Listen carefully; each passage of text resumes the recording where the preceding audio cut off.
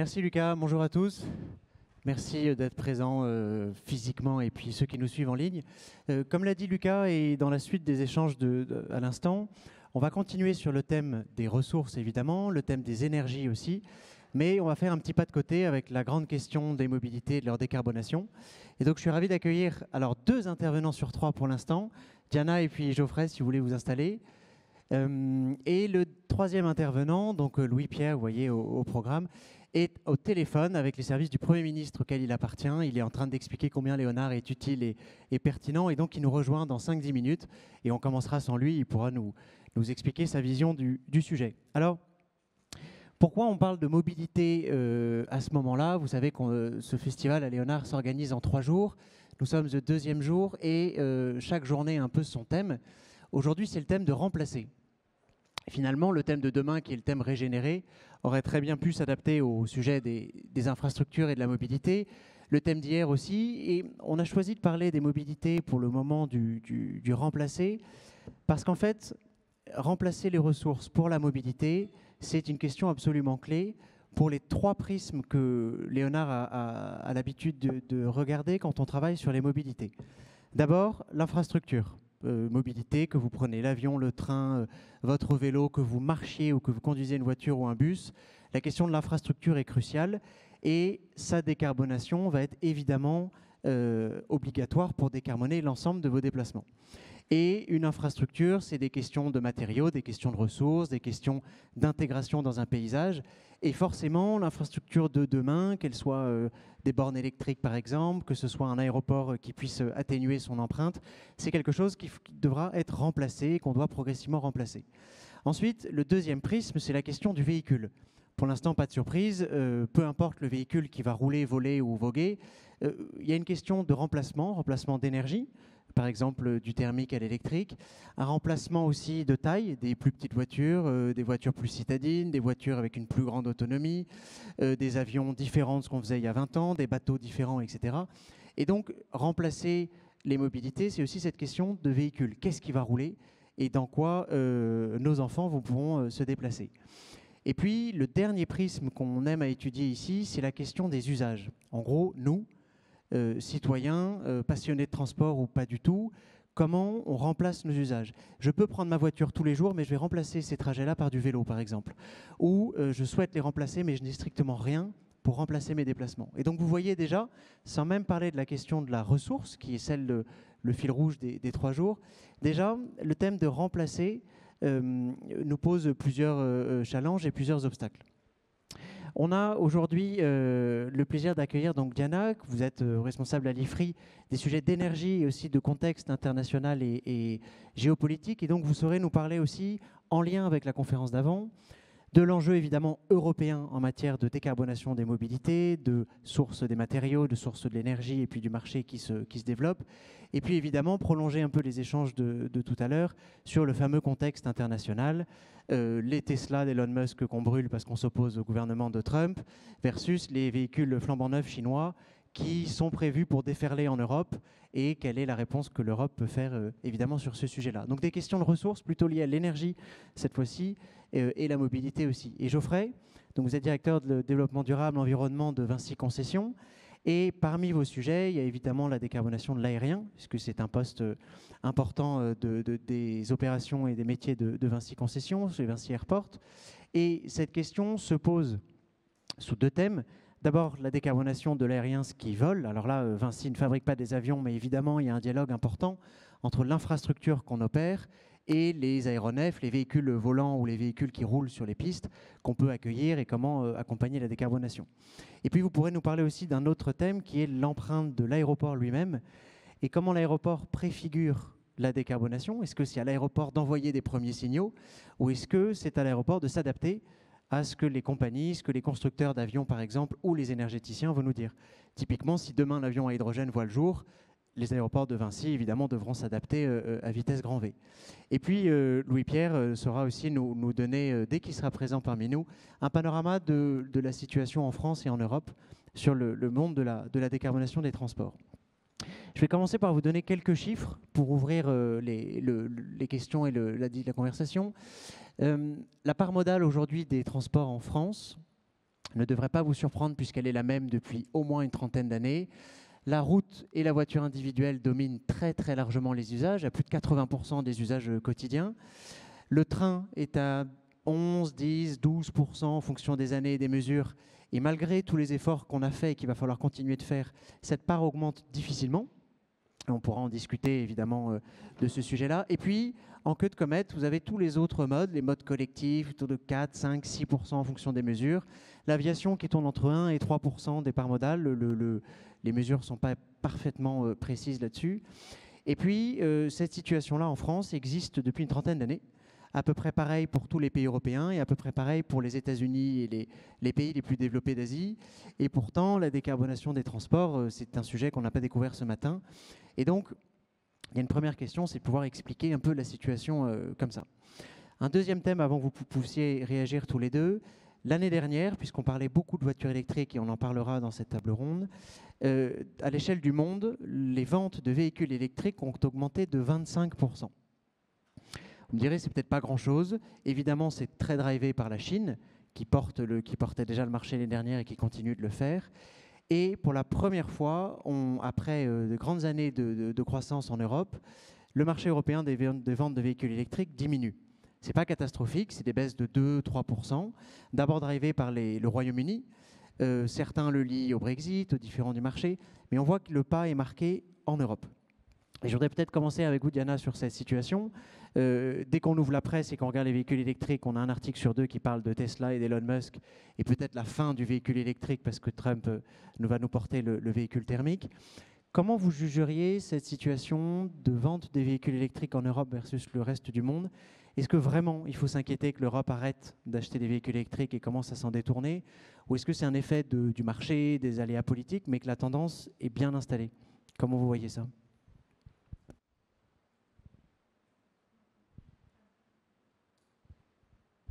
Ça marche? Ouais. Oui, parfait. Déjà, sur la baisse des ventes, c'était directement un effet du fait qu'on a arrêté des schémas de subvention, en fait, en Allemagne et dans d'autres pays, ou qu'on les a rendus un peu plus compliqués, en gros, cibler certains types de véhicules, et ça a eu un effet immédiat. Donc, il y a cette explication, mais en fait, ce qu'on voit comme tendance profondément ancrée, c'est une croissance des véhicules électriques. Si vous regardez en 2019, on était à 2% des ventes. Aujourd'hui, on est à 15% en Europe. Je parle que voitures électriques pures.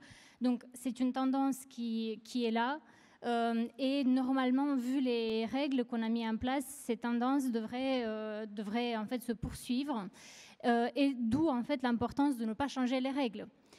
Et ça, c'est toute la bataille. Parce que vous avez toutes sortes d'argumentaires qui disent c'est trop compliqué, en fait on ne va jamais y arriver, on n'a pas les ressources, on n'a pas l'écosystème, on n'a pas les infrastructures, du coup en fait il faut juste renoncer à l'objectif 2035. Je pense qu'il faut faire exactement le contraire en fait, il faut se mettre à travailler encore plus fort, encore plus intensément pour réaliser ces objectifs. Nous, on a réalisé une étude sur l'écosystème de la batterie, du véhicule électrique en France et en Europe. Et on voit en fait que cet écosystème, il existe, il se développe. On a des gigafactories, on a des installations de CAM, moins de PCAM. Ça, c'est un vrai problème. On a du recyclage qui se met en place. On a également de plus en plus les mines, en fait, des projets de mines pour le lithium et pour d'autres matières, y compris les terres rares, également du raffinage en France. Mais en fait, si cet écosystème il n'a pas les bons signaux, il ne va pas continuer à se développer. Si on fait des politiques stop and go, aujourd'hui on a les objectifs, demain on ne les a plus, tous les investissements qui ont été faits ne pourront plus justifier de leur rentabilité. Du coup, ça sera encore plus difficile de faire des nouveaux investissements parce que ce sera difficile auprès des banques de motiver pourquoi, en fait, comment on va retrouver, on va les rendre rentables. Donc, il faut avoir cette logique de politique industrielle. On parle partout de politique industrielle. En fait, une vraie politique industrielle, ça veut dire constance dans les objectifs. Donc ça, c'est une chose. Et ensuite, bien évidemment, venir avec tout l'écosystème de financement, de main-d'œuvre. Il ne faut pas oublier en fait l'importance des compétences. On a vu avec le cas de Norvolt, en fait, si on n'a pas les bonnes compétences, c'est très critique et on ne peut pas réussir. Et par rapport au cas de Elon Musk, en fait, effectivement, il y a un backlash, ça se voit dans les chiffres, dans les ventes des véhicules électriques Tesla. Mais je ne pense pas qu'on puisse compter que sur ce backlash en fait, pour encourager les achats européens. Je pense en fait, qu'il faut vraiment rendre les véhicules accessibles. Et ça va passer par plusieurs méthodes. De un, en fait, il faut encourager les flottes électriques dans les entreprises. Ça va conduire au développement du marché secondaire. Ça va rendre plus accessible la voiture électrique à une population plus large. Il faut également encourager les petites voitures qui donc consomment moins de matières critiques et donc qui réduisent notre dépendance aux matières critiques qui sont également importées.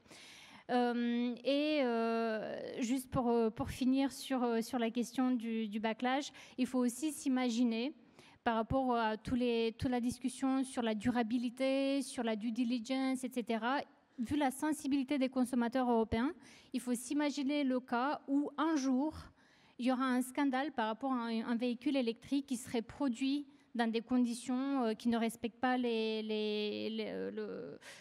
droits de l'homme, qui ne respectent pas l'environnement. On a déjà eu des scandales par rapport à ça. Mais imaginez-vous qu'un jour, les citoyens vont se dire en fait, je n'achète plus ce véhicule électrique parce qu'il ne correspond pas à mes principes.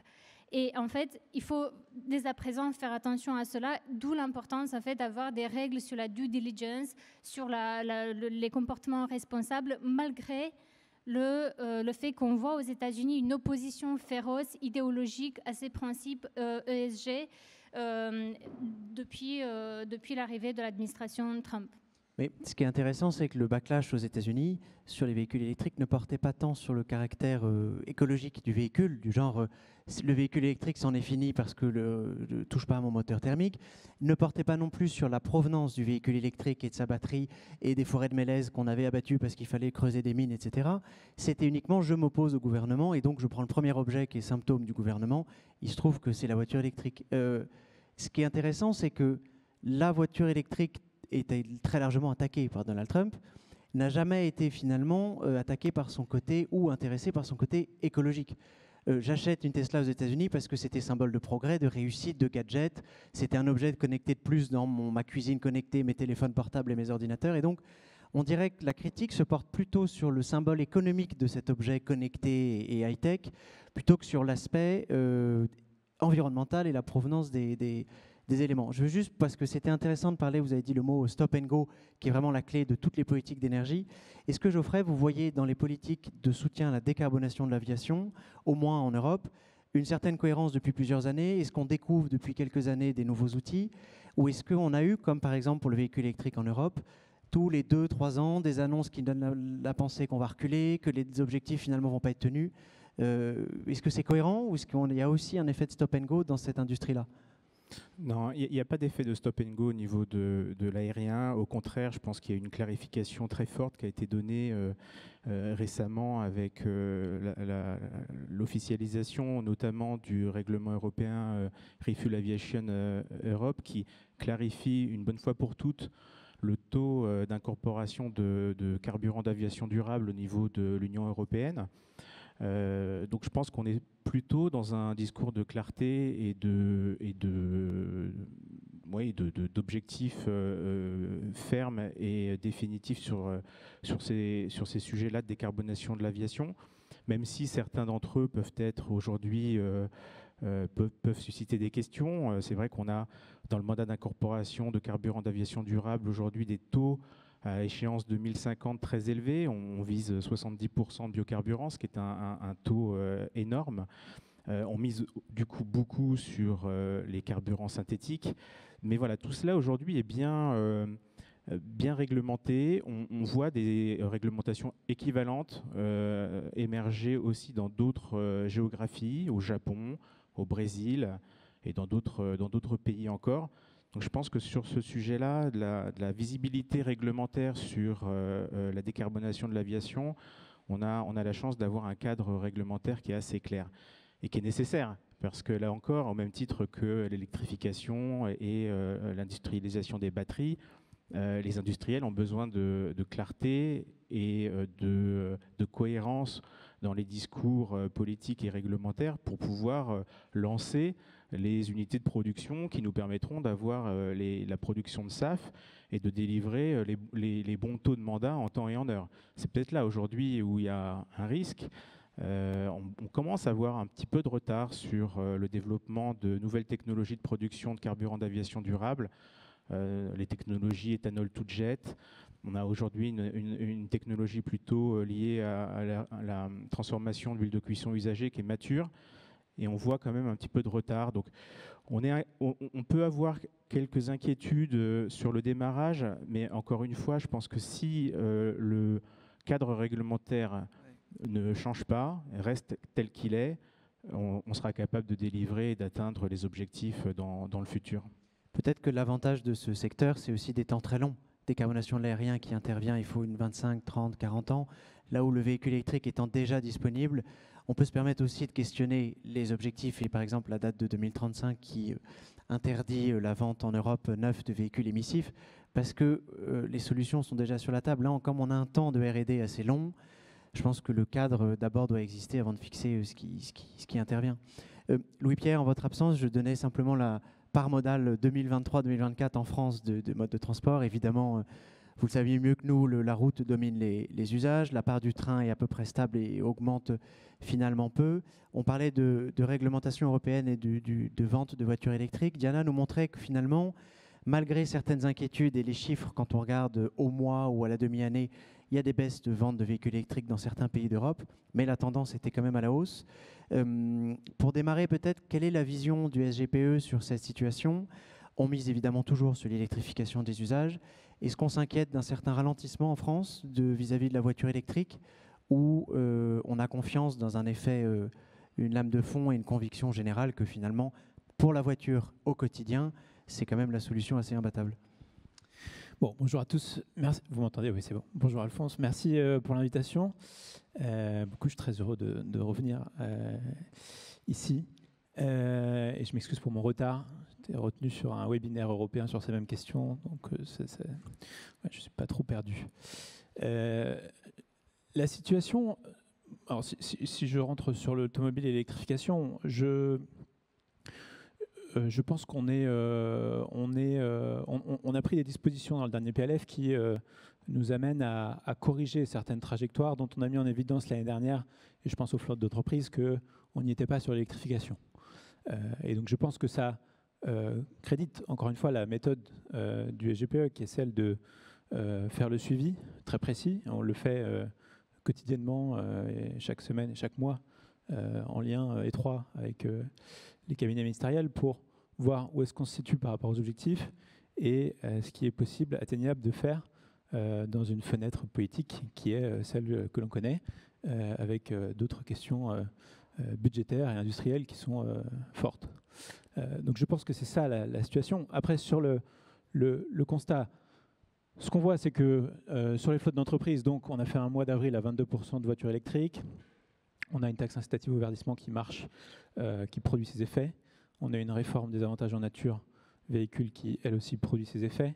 Et donc, sur les flottes, je pense qu'on a là marqué des points, c'était nécessaire. Et on l'a fait pourquoi aussi ? Parce qu'on voit que les TCO sur 4 ans pour ces entreprises en électrique, ils sont extrêmement bons.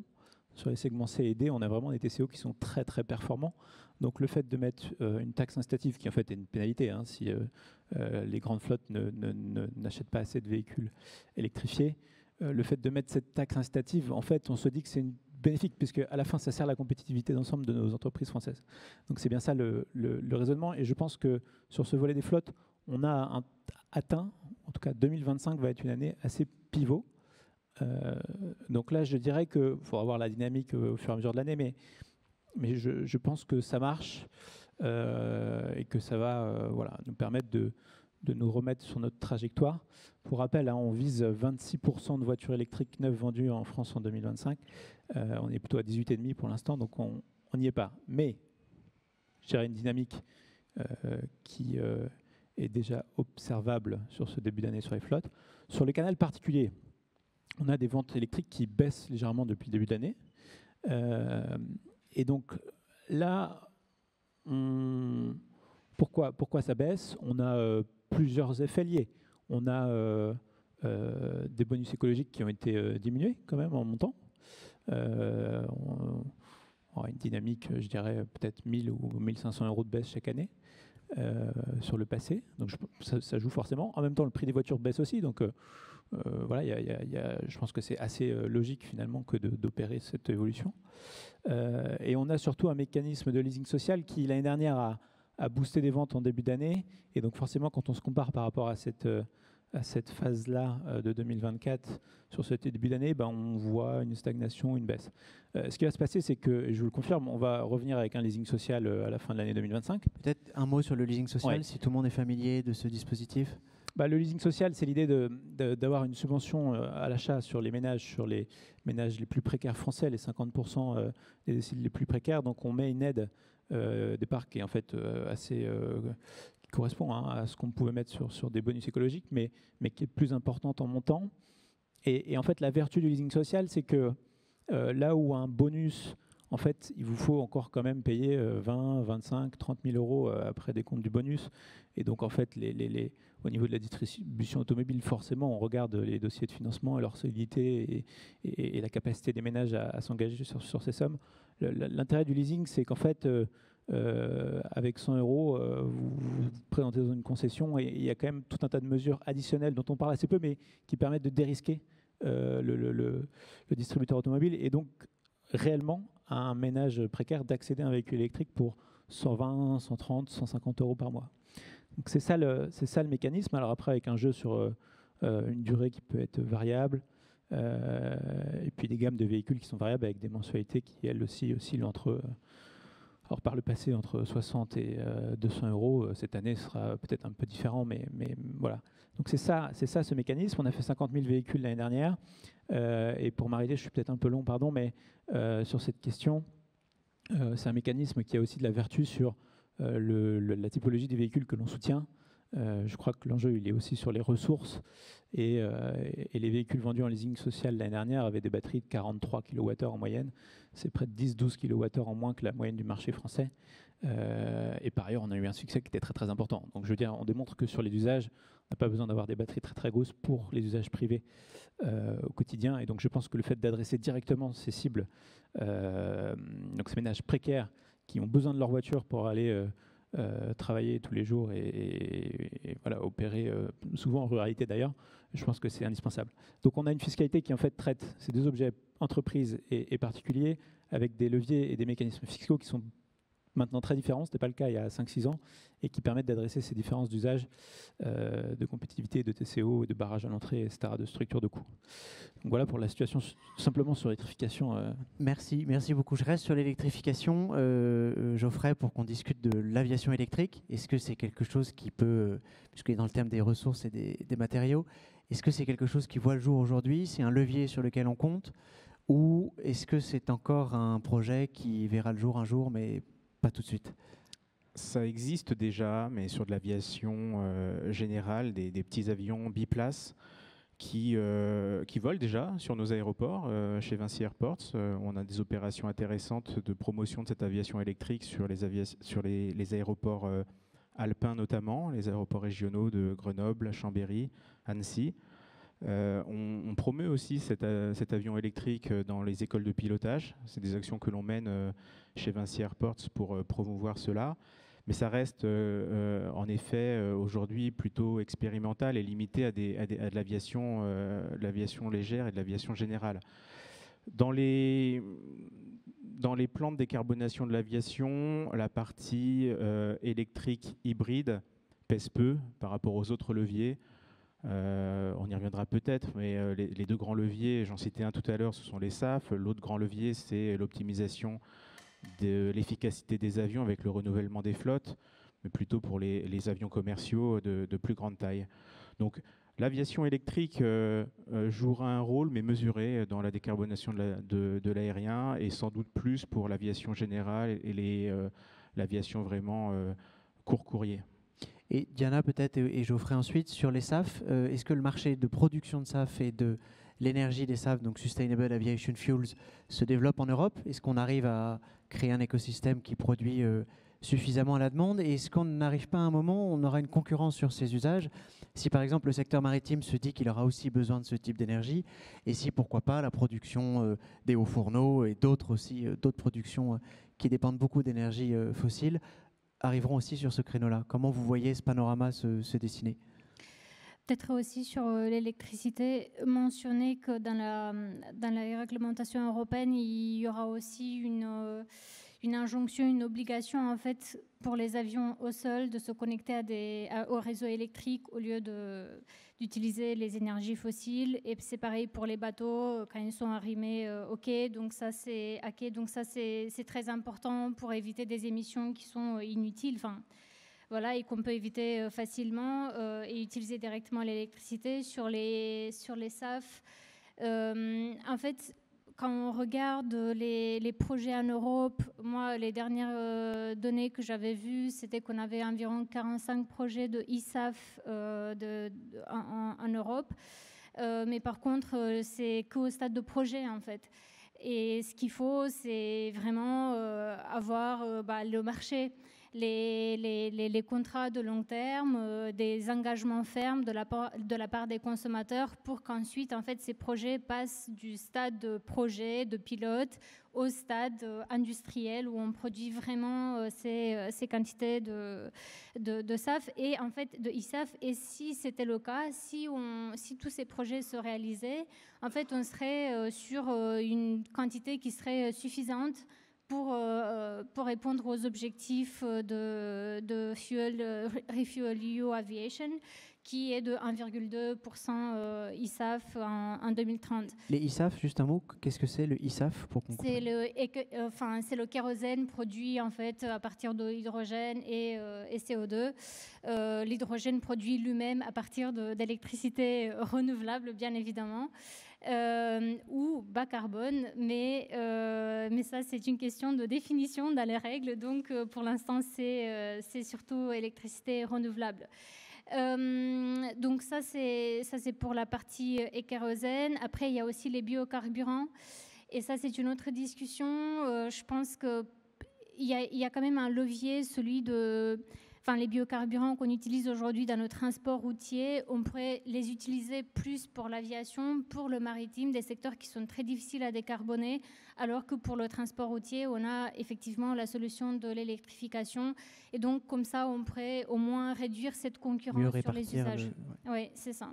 Geoffrey, sur ce sujet? On en revient un petit peu à ce qu'on se disait tout à l'heure en démarrant cette séquence, c'est-à-dire qu'on a besoin aussi de stabilité et de visibilité sur la réglementation et peut-être aussi de la visibilité sur le fléchage de certaines énergies par rapport à des secteurs qui sont, pour des secteurs qui sont peut-être plus compliqués à décarboner que d'autres. Aujourd'hui, c'est vrai qu'on s'attend à ce qu'il y ait une compétition d'usage de la biomasse pour produire les SAF et pour produire aussi des biocarburants pour la mobilité terrestre et aussi pour d'autres usages peut-être industriels et autres. Donc il y aura sans doute une compétition d'usage. C'est pour ça d'ailleurs que dans le mandat européen, il mise beaucoup sur le e-SAF pour limiter le besoin en biomasse pour produire les carburants d'aviation durable d'origine biomasse. En termes de ressources, pour l'instant, nous, quand on fait des analyses internes sur la disponibilité et que l'on croise avec les outils industriels annoncés et déjà lancés, on pense que jusqu'en 2035, on n'aura pas trop de problématiques d'approvisionnement, de production et d'approvisionnement sur nos aéroports pour respecter les mandats. La question se pose après avec des taux d'incorporation qui augmentent je ne vais pas dire de façon exponentielle, mais en tout cas de façon très significative à partir de 2035 jusqu'en 2050. Et là, c'est ce que je disais tout à l'heure, on peut se poser des questions et on aura besoin, sans doute, en tout cas nous, c'est le discours qu'on porte dans la profession, de flécher et de prioriser certaines énergies et certaines biomasses plutôt pour la mobilité longue distance, lourde, qui n'aura pas d'autres moyens pour se décarboner. Louis-Pierre, je voulais réagir sur ce sujet. Je rejoins ce qui est dit et on en est au cœur au SGPE puisque on s'exprime sur ces questions depuis quand même quelques temps et je vous invite à regarder l'ensemble des publications sur les travaux de bouclage biomasse, différentes ressources. J'ai envie de dire, les conflits d'usage, ils sont déjà là et ça boucle déjà pas. Donc moi j'en appelle et c'est ce qu'on répète quotidiennement en très bon échange avec l'ensemble des acteurs et des fédérations. Il faut qu'on soit collectivement informés et renseignés sur l'ensemble de ces éléments. Et par exemple, des huiles de cuisson usagées ou graisse animale, les mettre dans des camions en biodiesel, je pense qu'on va quand même assez vite voir la fin. On ne la voit pas pour l'instant parce que par ailleurs, on a quelques sujets, on va dire, d'import de ces matières par l'Asie et quelques, je pense, enjeux de contrôle sur lesquels la Commission européenne est en train de travailler. Donc je dirais que tout ça, cette arrivée massive de ressources d'import a un peu masqué les véritables évolutions sous-jacentes, mais à mesure qu'on va traiter ces questions, on va voir très très vite qu'il y a des vrais choix qui se posent. Donc je pense que c'est important d'en parler et de l'expliquer. Et ensuite, revient aux politiques que d'arbitrer et d'engager les mouvements pour que cette clarté, elle descende, j'ai envie de dire, sur le terrain, donc dans la fiscalité, dans les subventionnements CAPEX, infrastructures, etc. Et on n'en est encore qu'au début. Voilà, donc il y a des choses qui ont été positives à ce niveau, mais je pense qu'il faut qu'on y veille collectivement. Donc sur 2035, sur les voitures, je suis extrêmement clair sur le fait qu'il n'y a plus de débat. La technologie avance quand même super rapidement. Voilà, je pense qu'on a par contre de vrais enjeux industriels à traiter et on les regarde aussi un peu, nous, à la planification écologique, puisque à partir du moment où à un niveau, je dirais, on est en retard, où on se met en retard, et il y a d'énormes difficultés derrière, hein, il y a de la maîtrise de compétences, etc., que je ne sous-estime pas. Mais je pense qu'il faut être vigilant sur l'ensemble de ces éléments pour qu'au final, je dirais, on progresse au bon niveau. Donc c'est un sport collectif et ça suppose un pilotage et une planification importante au plus haut échelon de l'État. Et qu'est-ce que c'est l'écosystème européen face à la Chine, aux États-Unis? On va se mettre à fabriquer des voitures aussi compétitives que celles qui sont chinoises? Est-ce qu'on investit davantage sur la batterie européenne et son recyclage? Est-ce qu'on vise un peu tous azimuts à avoir un écosystème automobile qui peut tout porter? Je pense qu'il faut être lucide sur la situation géopolitique mondiale et sur les dépendances dans lesquelles on se met ou non. Pour moi, mais c'est une position individuelle SGPE, la maîtrise technologique du savoir-faire de la fabrication de batteries électriques pour les voitures, c'est juste un enjeu d'ordre 1, absolument. Et je pense que notre ministre de l'Industrie partage. Donc certains y vont, il y a des difficultés, on accompagne. Il faut qu'on soit au rendez-vous à ce niveau pour que tout suive. Après, il y a tout un tas d'enjeux de concurrence, dumping, prix de l'énergie, subventions massives, etc. Je pense que les sujets sont connus dans l'audience OMC et autres. Donc là, il faut être vigilant, mais c'est des travaux qui sont en cours et qu'on regarde forcément. Mais du coup, ça suppose quand même d'être au clair de manière assez précise sur tout ça. sur la structure de coût de nos véhicules, sur le coût de fabrication en Europe, etc. Bon, on entend plein de choses. Des fois, la réalité est un peu plus fine que ça. Donc, encore une fois, il faut être juste sur la chaîne d'acteurs. Et c'est la responsabilité de chacun pour qu'à la fin, ça marche. Et le rôle de la puissance publique, c'est d'être vigilant et de s'assurer de cette justice entre les acteurs sur les carburants d'aviation durable. Ça crée de telles disproportions sur la valorisation des matières que parfois c'est pas facile à gérer. Puisque quand vous allez faire le plein de e-fuel ou de SAF dans un aéroport, votre fournisseur d'énergie, il n'y en a pas 45. Donc ça crée des relations un peu fortes entre les acteurs. Donc il faut quand même que s'assurer que le rapport de force entre les deux soit juste, parce que sinon ça ne marche pas. Mais c'est dans l'intérêt des deux parties. Et donc je pense que sur ces questions-là, l'échelon français et européen est important. Et à mesure qu'on va aller sur une économie qui est circulaire, et qui le sera encore plus, ce sera encore plus important, et on le voit très très bien sur l'acier, ArcelorMittal, à partir du moment où on va ou pas mettre des obligations d'acier vert ou décarboné dans nos voitures, ça sécurise ou pas un acteur qui produit de l'acier.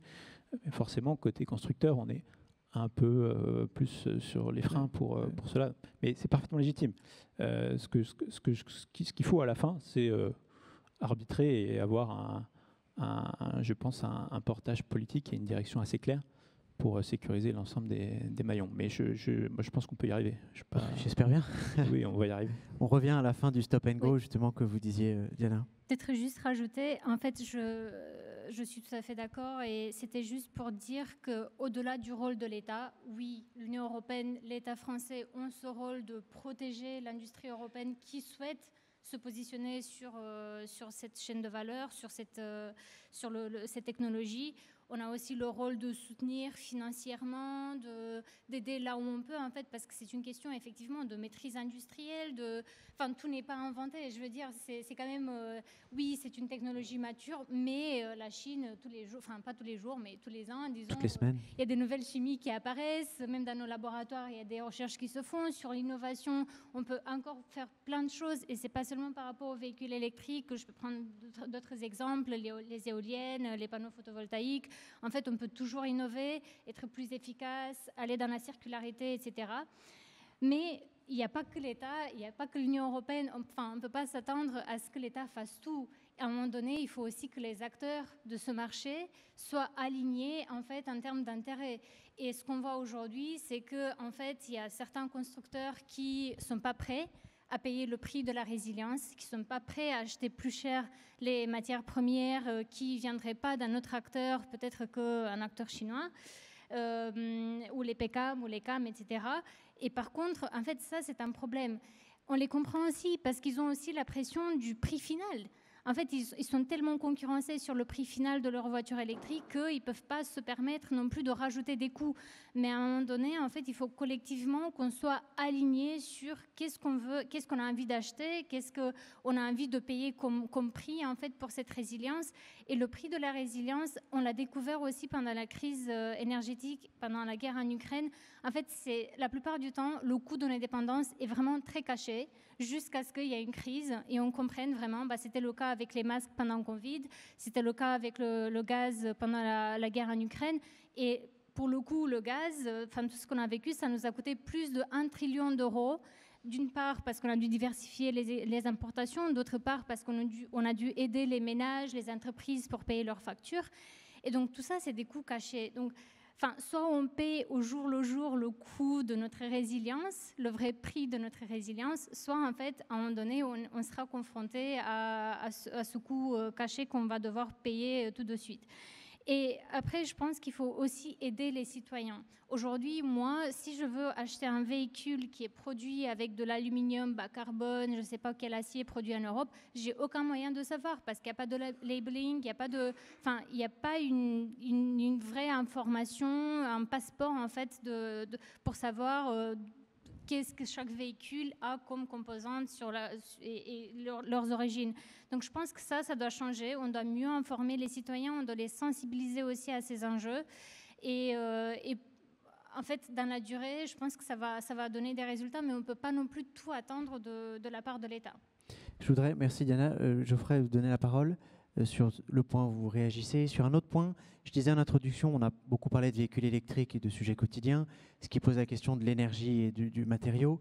L'infrastructure a aussi son travail à faire et c'est évidemment non négligeable. L'exemple de l'aéroport est intéressant parce que quand on parle de ressources, beaucoup de gens qui viennent ici nous parlaient de ressources naturelles. On va parler pétrole, eau et vous voyez dans certaines des tables rondes, des questions de sable, de matériaux. Quel est le lien avec l'infrastructure d'un aéroport et ses ressources locales? On sait que vous travaillez par exemple sur la récupération de l'eau de pluie, les travail sur la nature sur place. Est-ce que les ressources est comptées pour un aéroport qui n'a pas tout l'espace dont il souhaite? Et comment il peut essayer d'améliorer l'impact de l'infrastructure en attendant que l'aviation, elle, on l'a compris, arrivera un petit peu plus tard. Mais d'abord, je vous laisse réagir sur ce que disait Diana. Oui, peut-être juste en réaction aux propos de Diana sur le fait qu'il faut aussi accompagner et aider les usagers, les utilisateurs des véhicules électriques. Je pense que le rôle d'un gestionnaire d'infrastructure comme Vinci Concessions est important et on peut donner confiance, on peut essayer de donner confiance en tout cas aux futurs utilisateurs en démontrant que sur notre réseau, on installe de façon massive les infrastructures de recharge qui pourraient être un déclencheur à l'achat de véhicules électriques. Oui, il y a les sujets de prix à l'achat qui sont un critère forcément, mais un des freins aussi au développement de l'électrique en France, c'est la mobilité longue distance sur autoroute. Et nous, on fait notre part des choses en équipant le réseau autoroutier français. On est le plus gros pourvoyeur, on va dire, de bandes de recharge haute puissance sur le réseau Vinci Autoroute. Et ça, c'est également quelque chose qui est intéressant pour donner confiance aux usagers que sur le réseau autoroutier français, qui est un des mieux desservis en Europe, ils pourront se recharger demain. Donc, ça répond aussi à votre question sur la partie infrastructure. Si on revient maintenant aux infrastructures aéroportuaires, en effet, les infrastructures aéroportuaires, c'est un environnement assez particulier puisque on ne s'en rend pas forcément compte lorsqu'on transite dans un aéroport, mais on a 70% d'un aéroport qui est finalement de la surface naturelle, avec des enjeux milieu naturel importants, en effet des sujets de récupération et de gestion de l'eau sur une plateforme aéroportuaire qui peut permettre du coup de collecter de l'eau et de la réutiliser sur notre infrastructure pour accueillir le public. Mais au-delà de ça, on a aussi de la place sur nos parkings notamment pour développer massivement de l'électricité. On parle d'électrification. Nous, on peut être aussi un producteur d'électricité renouvelable sur nos aéroports. On a aujourd'hui sur notre réseau à nous une cinquantaine de mégawatts crête installés en autoconsommation, donc pour vraiment alimenter l'aéroport. On n'est pas dans de l'injection, ce n'est pas tout à fait notre stratégie, même si on le fait par ailleurs. Et on a un plan d'arriver d'ici 2030 à 250 mégawatts crête installés, toujours pour délivrer du coup de l'électricité renouvelable aux usagers qui viennent stationner et charger leurs véhicules sur nos parkings, mais aussi aux usagers côté airside, donc côté piste, avec l'ensemble des engins de piste qui transitent autour des aéronefs. Ça alimentera aussi les quelques avions électriques dont on parlait. Et voilà, l'aéroport va devenir un hub énergétique demain. Il alimentera les aéronefs en hydrogène un jour. Il alimentera les aéronefs en SAF, en e-SAF, et en électricité pour alimenter les avions lorsqu'ils sont en stationnement avec le 400 Hz et le PCA qui est donc l'approvisionnement en air conditionné pour les avions. Donc l'infrastructure peut jouer un rôle aussi dans l'accompagnement de la décarbonation de la mobilité. Geoffrey, Louis-Pierre, pardon, je vous laisse réagir à ce que disait Geoffrey. Avec peut-être, après on prendra quelques questions de la salle, une réaction, on n'a pas encore fait la différence entre passagers et marchandises. Est-ce que l'enjeu, on a compris que pour la route, évidemment, le poids lourd électrique était pour l'instant une des pistes les plus avancées, les poids lourds biocarburants ou hydrogène ne voient pas encore le jour. On sait que pour le maritime, la tâche est encore difficile d'imaginer des grands navires électriques. Pour les avions, Geoffrey l'a bien montré aussi que pour l'instant, le SAF était une piste la plus prometteuse. Est-ce qu'il y a une différence entre la décarbonation du transport de passagers qui est peut-être plus avancée que celle des marchandises, ou est-ce que les objectifs sont les mêmes et le chemin est à peu près aussi bien avancé pour les deux sujets? J'ai envie de dire que sur le poids lourd, ça se décante beaucoup. ça se décante beaucoup. Pourquoi? Il y a 5-6 ans, on n'était pas encore, peut-être 6 ans, on n'était pas très, très clair sur sur la maturité d'ensemble des solutions. Et là, ce qui se présente à nous, c'est... Alors, je fais le rappel aujourd'hui. Sur les biocarburants, on a la première énergie alternative au diesel dans les poids lourds, c'est du biodiesel. Huile de colza à 85%, utilisée de manière pure. Donc ça questionne notre production de colza et on peut faire les comptes avec le nombre d'hectares et le rendement par hectare, etc. Mais je laisse ça de côté. Mais à la fin, si on met tout le colza français dans les camions, ça fait 10% des camions. Pas plus. Et ça fait plus d'huile alimentaire. Enfin, c'est plus de colza. On reboucle sur nos questions d'affectation des ressources. Donc ça, c'est voilà. Après, on a des camions bio-GNV ou biogaz. Et puis après, on a des camions électriques qui arrivent en force. Et on pense que c'est une bonne chose de notre côté. Pourquoi? Puisqu'on a quand même beaucoup d'électricité. Alors, il y a eu quelques événements passés sur lesquels je ne vais pas revenir, mais globalement, aujourd'hui, on a de l'électricité et on sait presque pas quoi en faire. Hein. Donc, il faut qu'on aille fort sur l'électrification. On a l'énergie. On attendait un peu les véhicules et ils arrivent avec des performances qui sont quand même assez réjouissantes, puisqu'on est en train de financer pas plus tard qu'aujourd'hui des poids lourds électriques qui roulent à 40 tonnes sur autoroute et qui font 550-600 km d'autonomie. Là où ceux dont on dispose jusqu'à présent faisaient plutôt 300. Donc ça change quand même la donne. C'est fort heureux. Et les autres modes, à part le camion? Alors, donc le camion qui fait quand même grosse partie du sujet. Et juste pour finir là-dessus, ce camion-là, à 600 km réels, hein, je parle bien en charge, il couvre déjà 75% des routines des poids lourds qui roulent en France. Et beaucoup se rechargent en dépôt. Une très très grande partie en fait, et on a cette vision des camions qui traversent la France. C'est vrai, mais en fait, quand on regarde les tonnes kilomètres, il y en a une très très très grande partie qui en fait est du transport régional ou national et qui va se recharger en dépôt. Donc on va avoir des stations publiques qui vont arriver pour les poids lourds, mais le très très gros est en dépôt, avec un prix de l'électricité qui est très très bas. Et donc ça va bien marcher et ceux qui y vont aujourd'hui en sont contents. C'est pour le camion. Pour le reste, ferroviaire et fluvial, bon, j'ai envie de dire que là, on y est un peu moins encore que on est au tout début sur cette transition énergétique du poids lourd, mais je dirais que sur ces questions-là, nous on les prend avec de manière plus territoriale. Vous savez qu'au GPE, on a une équipe territorialisation qui s'attache à transcrire l'ensemble des objectifs français à l'échelle des régions, des départements, voire des EPCI, avec des échanges quotidiens avec des interlocuteurs qui sont, on va dire, sur place et qui eux-mêmes ensuite découlent les feuilles de route, explicitent les arbitrages du moment, etc., aux collectivités, etc. Donc, et c'est plutôt à ce niveau-là qu'on prend ces sujets ferroviaires et fluviales sur des hubs de transferts modaux. Alors, il y a des questions aussi nationales de transport combiné, de soutien à ces niveaux, mais je dirais que c'est quand même plutôt davantage territorial, en tout cas de ce que l'on voit chez nous. Et puis ensuite, il faut mettre des incitations sur les acteurs eux-mêmes et encore une fois, être juste sur la chaîne d'acteurs. Si on prend le cas du transport de marchandises, on a des objectifs européens de décarbonation, alors, sur les camions, mais qui englobent aussi d'autres secteurs.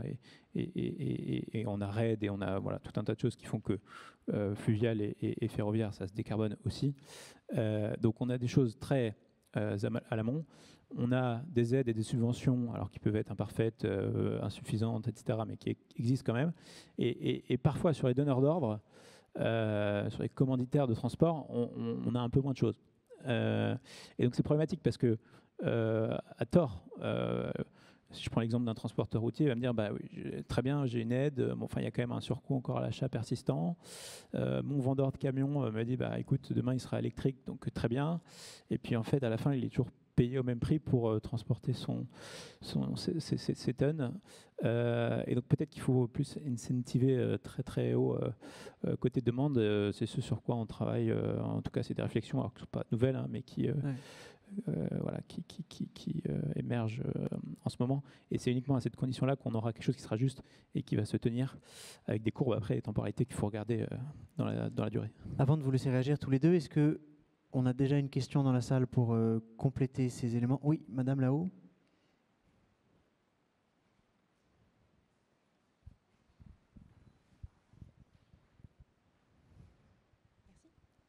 Merci beaucoup pour cette intervention. Moi, j'ai une question qui s'adresse peut-être à Monsieur Maille principalement.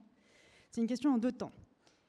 Donc, on a vu que les investissements liés à la décarbonation dans la mobilité sont assez impressionnants. Il y a la stratégie nationale bas carbone qu'il faut atteindre. Et là-dessus, moi, j'aimerais avoir votre regard sur la question de la fin des concessions d'autoroutes, aussi bien sur comment maintenir les investissements sur la période de hand-back, donc les 5 à 7 années à venir, un peu plus pour les concessions qui se terminent en 36, et aussi sur les différents scénarios qui sont envisagés pour la suite, quelles seraient les meilleures façons d'atteindre ces objectifs. Voilà.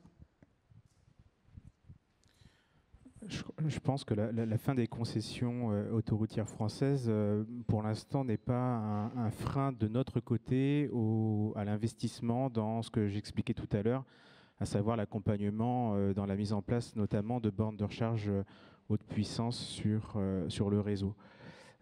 Sur leur maintenance, donc ça va se faire également conformément au contrat de concession. Après, on a des opportunités que l'on explore dans les contrats de plan pour proposer des choses en matière d'adaptation au changement climatique et en matière de décarbonation. Il y a des opportunités qu'on identifie. Mais en tout cas, en ce qui nous concerne, on continue de faire notre maximum, même si les durées de concession se réduisent. On fait notre maximum de notre côté pour poursuivre nos efforts en matière d'accompagnement de la décarbonation de la mobilité terrestre. Je le disais tout à l'heure, mais je pense que c'est important de le rappeler, on est aujourd'hui sur le réseau autoroutier de Vinci Autoroute, les leaders sur le nombre de bornes de recharge. On doit être aujourd'hui à 50 bornes de recharge, enfin points de recharge haute puissance installés tous les 100 km, quand, je le disais aussi, la France est en moyenne à 30, 33, 35 points de recharge aux 100 km. Donc on voit bien que même avec des fins de concession qui approchent, on ne réduit pas nos efforts. Oui, là-dessus, on a plutôt un besoin de véhicules à court terme. Au niveau des bornes, on a quand même assez bien fait le travail en France jusqu'à présent.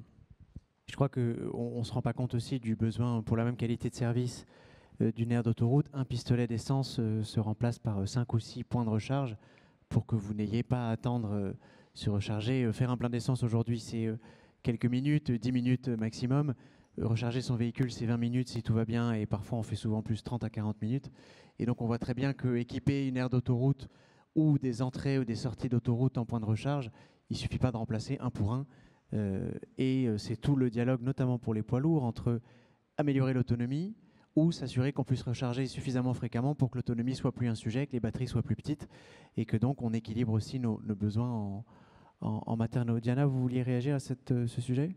C'était plutôt pour réagir aux propos de Louis-Pierre, en fait, tu disais, Louis-Pierre, qu'on a beaucoup d'électricité, même trop peut-être. Donc je voulais juste effectivement souligner ça, qu'on a une électricité qui est de plus en plus bas carbone en Europe. On est à 70% d'électricité bas carbone grâce au nucléaire, mais aussi aux énergies renouvelables qui représentent presque 50% du mix électrique européen. Et c'est vraiment le moment de pousser l'électrification de nos industries, de nos usages, pour vraiment profiter de cet avantage compétitif finalement de l'Europe, au lieu d'importer ces énergies fossiles qui viennent des pays tiers, qui ont parfois des intérêts contraires aux nôtres, qui ont des prix très volatiles et qui affectent notre compétitivité. On pourrait davantage profiter de cet avantage comparatif en Europe.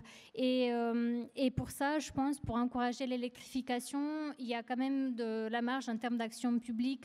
Il faut s'attaquer à la taxation.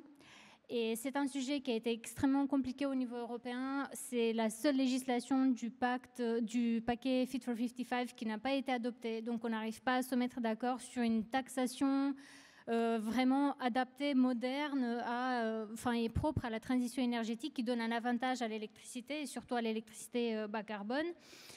Donc ça, c'est quelque chose qui doit changer, et si c'est pas possible de le faire tout de suite au niveau européen, il faut que ça commence à changer au moins au niveau national. Mais l'idéal serait effectivement le niveau européen. Il faut aussi s'attaquer aux questions de réseau, s'assurer que nos réseaux sont suffisamment modernes, suffisamment maillés, que le côté distribution et transmission est suffisamment développé. Et aussi en fait, on voit l'augmentation des cyberattaques, aussi dans le contexte de la guerre hybride que la Russie est en train de mener.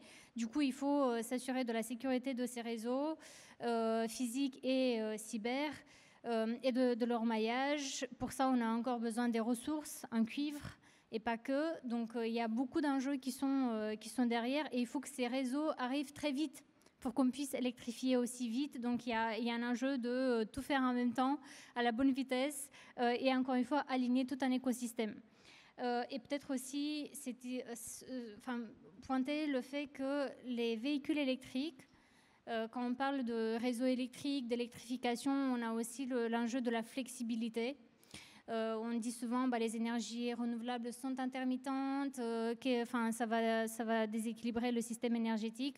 En fait, pas vraiment. On a besoin juste de plus de moyens de stockage, de plus de moyens de flexibilité. La flexibilité peut venir de la demande, en fait, donc faire de la demande-réponse, c'est-à-dire adapter nos usages en fonction du besoin du réseau. Les voitures électriques, en soi, elles peuvent être un moyen de stockage également. Et il faut jouer sur ce levier, faire du bidirectional charging, smart charging. Donc ça, ce sont des choses qu'il faut explorer davantage, qu'on n'a pas vu jusqu'ici. Et il y a aussi quelque chose à jouer au niveau de la taxation même de ces moyens de stockage. Et enfin, il y a une question qu'on n'a pas vraiment abordée par rapport au ISAF et notamment la partie CO2.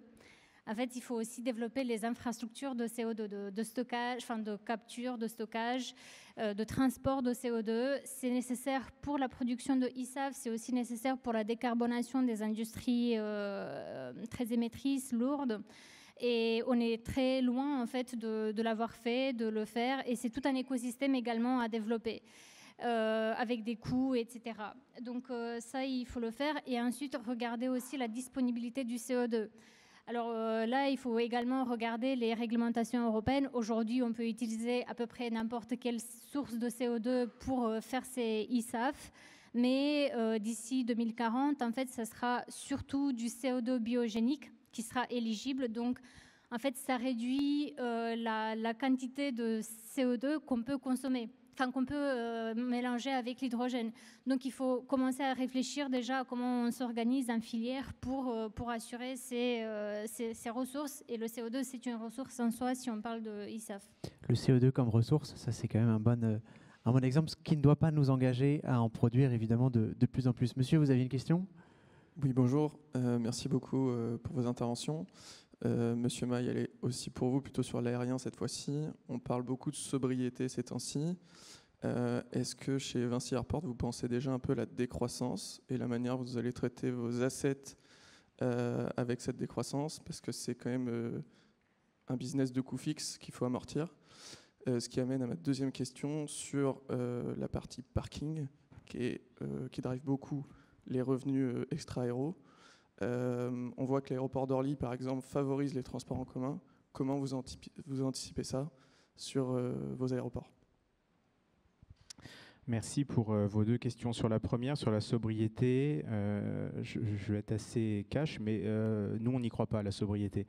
On n'y croit pas parce qu'on analyse les données trafic depuis que Vinci Airports existe, et ça fait partie vraiment de notre cœur de métier, de regarder ça de près. Et ce qu'on constate, c'est que la mobilité, c'est quelque chose d'essentiel à l'humanité depuis toujours. L'homme s'est toujours déplacé, l'homme a toujours voyagé, a toujours exploré. Donc ça, c'est un fait qui se confirme de tout temps. Et la mobilité aérienne, elle joue un rôle important dans la connectivité mondiale. Il n'y a que la mobilité aérienne qui le permet. Ça permet de développer le commerce, ça permet de développer le tourisme, ça permet des échanges culturels entre régions. Et c'est essentiel aujourd'hui dans le contexte économique mondialisé d'avoir ce mode de transport qui est le mode aérien.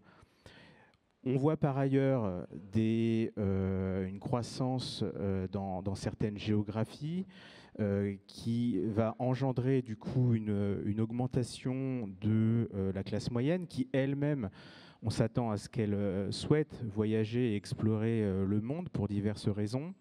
Et donc tout ça fait que les prévisions, c'est que le trafic va continuer de croître. Différemment selon la géographie, forcément, mais de façon globale, puisqu'on est vraiment sur l'aérien, sur un marché globalisé. De façon globale, le trafic va continuer de croître. Et donc, en fait, une fois qu'on s'est dit ça, il faut surtout regarder comment on peut accompagner au maximum l'accélération de la décarbonation de l'aérien. Mais le trafic continuera d'augmenter. Et on le voit d'ailleurs dans les résultats trafic de 2024 qui sont 10% supérieurs au niveau de 2023. Donc les gens ont envie de voyager, les gens l'ont fait en 2024 et vont continuer de le faire. C'est un fait. Et voilà, plutôt que de nier ce fait, nous, on regarde comment on peut accompagner au mieux la transition énergétique et la transition carbone du secteur en activant l'ensemble des leviers dès maintenant sur, comme je le disais, sur les SAF, sur l'électrification, sur l'hydrogène. On prépare aussi l'arrivée de l'avion hydrogène qui a été légèrement retardé dans le plan d'Airbus, mais on s'y prépare dès maintenant parce que ça va avoir de gros impacts. Alphonse, tu parlais d'infrastructures, ça va avoir de gros impacts sur nos infrastructures aéroportuaires à l'arrivée de l'hydrogène. Donc voilà, on essaie de tout mettre en œuvre dans ce contexte-là de mobilité qui va continuer de croître dans le futur. Et les parkings, brièvement ? Pardon, oui, deuxième question sur les parkings. On a moins la main, disons, sur la multimodalité au niveau des aéroports, mais on joue notre rôle aussi, c'est-à-dire qu'on accompagne les collectivités, les métropoles, lorsqu'elles souhaitent développer des pôles multimodaux ou des dessertes aéroportuaires.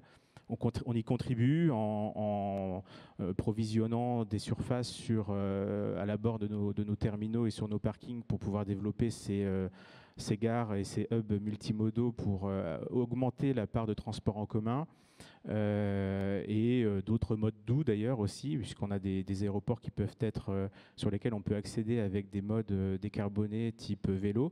Donc c'est des choses qu'on développe. Même si c'est vrai que les revenus liés les revenus extra-aéronautiques liés au parking font partie des revenus d'un aéroport. Comme je l'ai dit, la décarbonation pour nous est essentielle. Sinon, c'est, je pense, un risque que l'on court de ne pas y contribuer au maximum pour l'avenir de cette activité. Donc sur la partie parking, accessibilité, on fait notre maximum. En cherchant à développer les transports en commun, les accès par tram, train, BHNS, etc. Louis-Pierre, vous vouliez dire un mot sur ce sujet? Je suis déjà en retard. Question d'avant? Non, mais juste pour rebondir sur ce qui a été dit, moi je confirme simplement que dans les équations qu'on manipule tous les jours sur la réduction des émissions, la maîtrise de tous les trafics, elle fait partie forcément de l'équation. Donc j'aurais forcément une réponse un peu plus nuancée.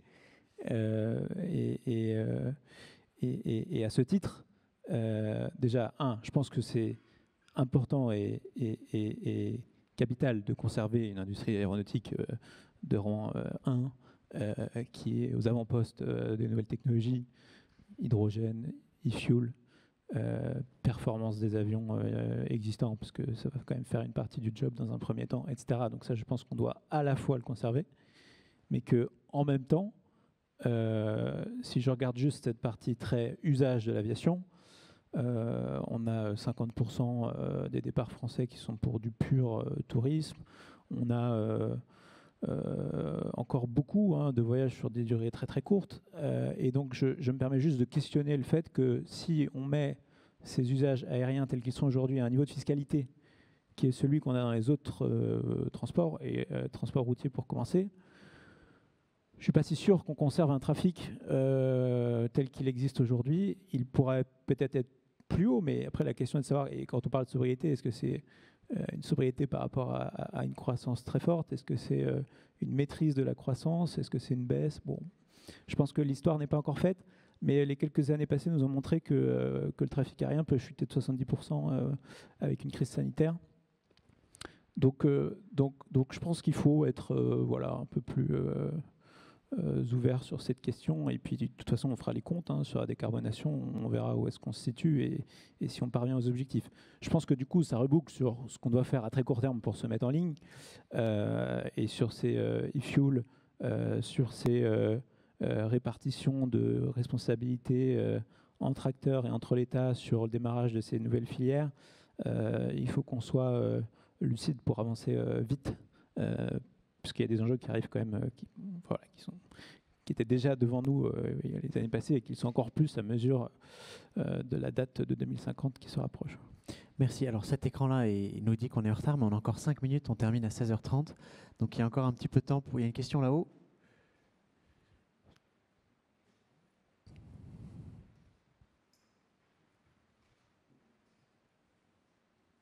Bonjour. Je voulais savoir si, Monsieur Geoffrey, j'ai une question pour vous.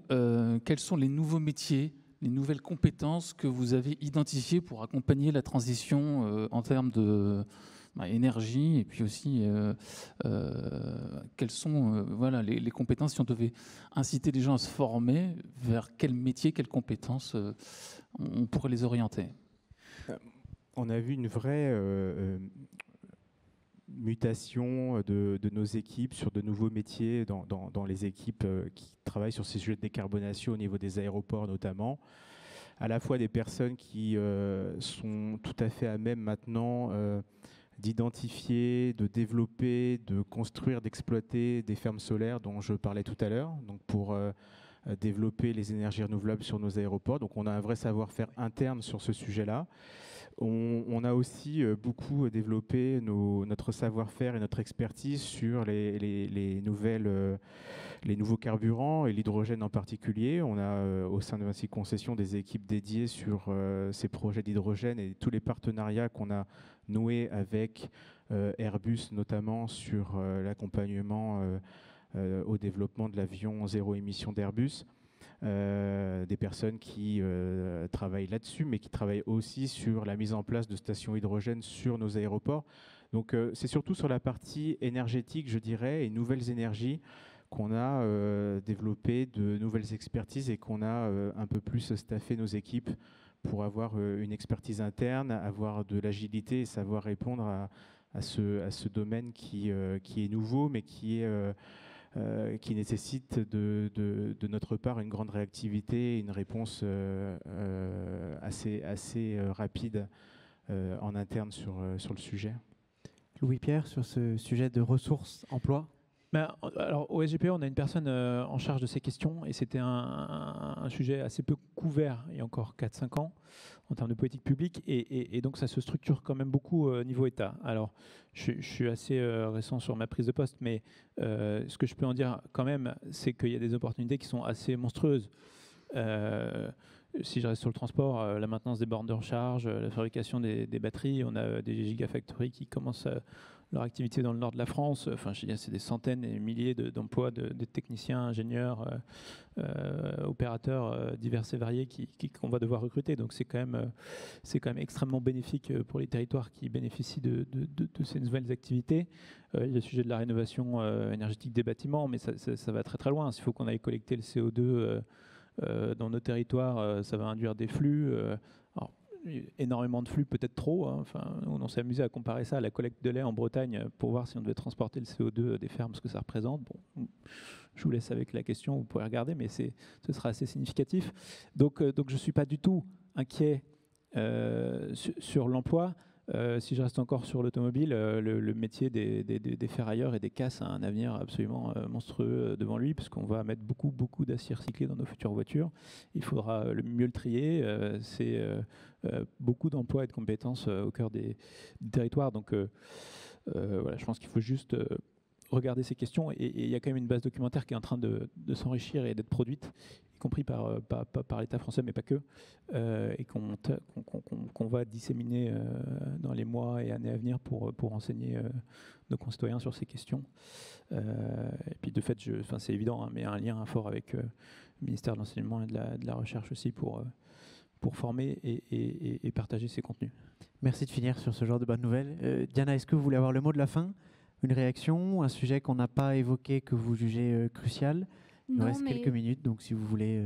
Pour finir sur les compétences, c'est un sujet qui est de plus en plus important également au niveau européen. Et en fait, les opportunités sont là, en effet, mais il faut aussi mettre en place les bons formats de coopération, les bons formats en fait, d'éducation académique, pour s'assurer qu'on aura un vivier suffisamment important de personnes qui seront disponibles. Et puis, il faut organiser aussi le transfert de compétences dans certaines filières. C'est vrai, en fait, que les entreprises asiatiques, pour tout ce qui est batterie, sont quand même extrêmement performantes. Donc, éventuellement, il faut envisager aussi comment nous, on peut s'enrichir de ces compétences, comment on peut organiser ce transfert de compétences en Europe. Quand ces entreprises s'installent ici, est-ce qu'il faudra mettre peut-être aussi des critères sur ce type de transfert de compétences? Et au niveau européen également, on essaie de créer cette Net Zero Academies où on estime en fait qu'on pourra éduquer, préparer 5000 personnes d'ici 2030 pour les métiers de la décarbonation. C'est sans doute pas assez, c'est un début, mais en fait, ce qui nous indique, ce genre d'initiative nous indique en fait qu'on a besoin de plus de coopération européenne également dans ce domaine, de s'assurer qu'il y a une circulation des compétences, parce que les chaînes de valeur seront européennes. On ne peut pas tout faire en France, on devra faire en européen, et il faut que ces compétences soient également reconnues à l'échelle européenne et suffisamment bien maillées partout en Europe. Donc voilà. Moi, je pense que là-dessus aussi, le symbolique est très important. Donc, quand on parle de 2035 pour les voitures thermiques, il y a aussi des implications sur ces questions-là. Il se trouve que je donne par ailleurs quelques cours encore dans des écoles d'ingénieurs, et en discutant avec les enseignants, ils me disent, bon alors 2035, pas 2035, etc. Et ils ont l'impression que s'il n'y a pas 2035, il n'y aura pas besoin de former des étudiants à la batterie, ou parfois, pas tous, hein, mais pas... et il faut juste se rendre compte que 2035 ou pas, ce sera peut-être 2040, je sais pas, il sera peut-être 95%. Enfin, voilà, l'histoire n'est pas écrite encore là-dessus. Mais il faut le faire. J'ai un avis personnel sur la question, mais bon, il y aura peut-être. Mais je veux dire, ça ne changera pas 95% des besoins de formation qu'on va avoir. Et donc, je pense que malgré tout, il faut être quand même assez clair sur où est-ce qu'on emmène nos futurs jeunes en termes de compétences et de savoir-faire. Merci, puisque c'était une ressource qu'on n'avait pas identifiée en parlant. C'est des questions d'emploi, évidemment, de compétences. C'était la ressource cachée de cette table ronde. Merci à tous les trois. Merci à tous pour avoir écouté.